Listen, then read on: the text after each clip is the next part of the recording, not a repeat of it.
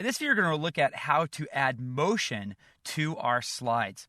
I'm actually going to come down here to my slideshow, and I'm using the slideshow that I created in the last segment, using the pictures from the slideshow pictures in the Chapter 11 folder.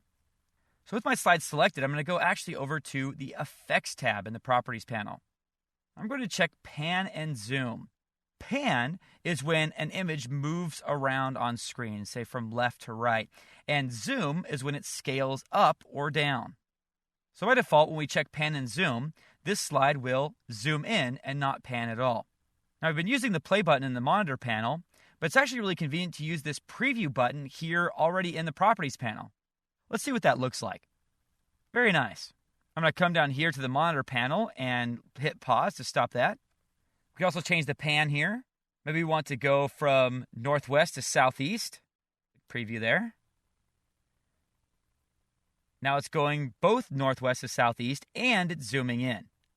Pause that. Now you can imagine if you have 3 slideshows with 99 images each, so you have 300 pictures, how tedious this would be to do this to every single slide. But at the same time, it makes such a big difference in the quality of your final product. Have no fear, Encore has the solution.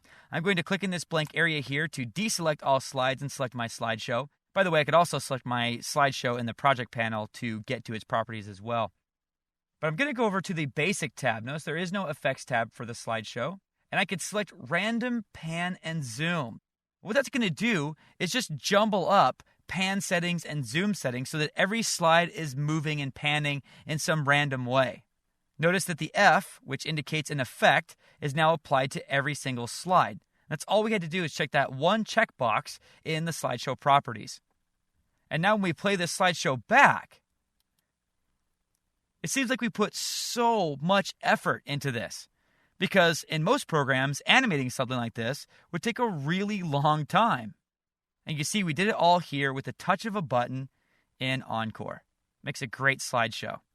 Now, even as I'm playing this back, I'm desperately looking for audio. That's what this needs. The transitions are great.